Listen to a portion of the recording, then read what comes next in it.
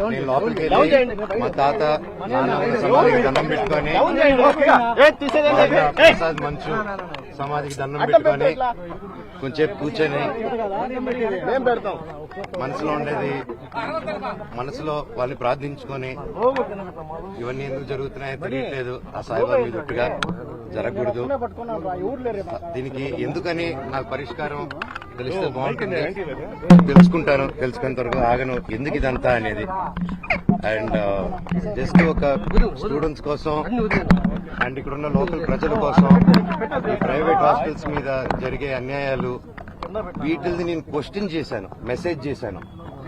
దానికి ఈరోజు నన్ను హైదరాబాద్ ఇంట్లో రానియకుండా ప్రయత్నించడం నా పిల్లలు ఉండగా, అలాగే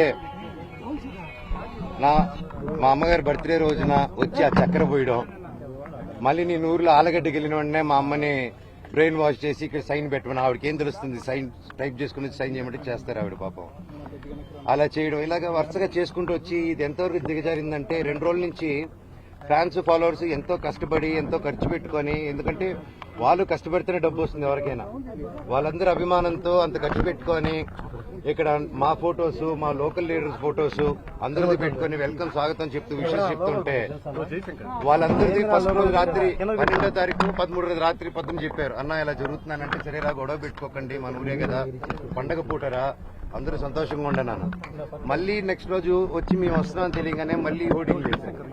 మళ్ళీ ఈ రోజు పొద్దున ఒక ట్రాక్టర్ పెట్టుకొని నాకు వీడియోలు చూపించారు, షాక్ అయ్యా నేను. ఒక ట్రస్ట్ ట్రాక్టర్ ఉంటుంది, దాంట్లో 40 మంది వాళ్ళు ఏడాది ఢిల్లీ నుంచో తీసుకొచ్చినారు. ఒక్కొక్కడు ఉన్నారు అలాగా.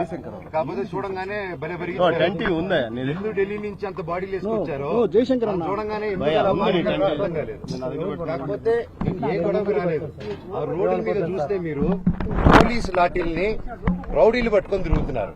కోర్టు ఆర్డర్ వచ్చింది బౌన్సర్స్ ఉండకూడదని చెప్పి.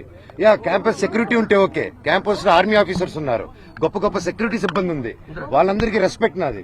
కాకపోతే వీళ్ళెవరో బయట నుంచి రౌడీలు తీసుకొచ్చేసి కేవలం నేను సిఐ గారి మాట, ఎస్ఐ గారి మాట, డిఎస్పీ గారి మాట, పోలీస్ సిబ్బంది మాట వినే నేను ఈ రోజు వెనక తిరిగి వెళ్తున్నాను మర్యాదతో. అంతేగాని ఆ బౌన్సర్స్ ని రౌడీల్ని రమ్మనని నేను ఒక్కడి చాలు వాళ్ళందరికీ. అర్థమైందా అండి? సో నేను నాకు ఏ గొడవకు రావట్లేదు, ఏ దీనికి రావట్లేదు. నేను నెక్స్ట్ స్టెప్ కారు ఎక్కి పోలీస్ స్టేషన్కి వెళ్తున్నానండి. కోర్టు ఉత్తర్వులు మిమ్మల్ని లోపలికి అనుమతించలేదు? నాకు రాలేదండి, నాకు I didn't receive it yet. నేను ఈ రోజు వస్తే నాకు జిరాక్స్ కాపీ ఇచ్చారు ఎస్ఐ గారు, ఆయన చూపిస్తున్నారా అది నాకు ఇవ్వండి సార్ అంటే తీసుకొని బయలుదేరాను. నేను అది నేను చెప్తానండి, స్టేషన్ లో చేసిన తర్వాత మీకు కాపీ ఇస్తాను. వాళ్ళందరూ ఎవరైతే మీ కెమెరాలో క్యాప్చర్ చేశారో మీరు దయచేసి వాళ్ళు ఎవరో ఆధార్ ఇప్పుడు గోడ నుంచి కూడా దూకారు వాళ్ళు రౌడీలు. దూకి ఇప్పుడు మీరందరూ ఉన్నారని లాఠీలు మీరు చూసారు కదా, లాఠీల లాగా వాళ్ళు ఎవరో తెలియదు. ఇందాక ముని గారు ఉన్నారు, నేను హగ్గిచ్చి 2-3 అన్నా సురేంద్ర ముని ఈ పాతలందరూ ఓకే మాకు తెలుసు. నేను పాతలు చెప్పినా ఆగిపోతా నేను. అంత వాళ్ళు బాధపడుతున్నారు, కంట్లో నీళ్లు పెట్టుకుని ఉన్నారు. కాకపోతే వాళ్ళు ఎవరో కొత్త రౌడీలు వచ్చేసి ఎవరు అంటే మేము వినట్లేదు, మీరే చూశారు వాళ్ళ బిహేవియర్. టక్కన ఒకడెక్కి దగ్గర రానగానే పారిపోయారు వాళ్ళు.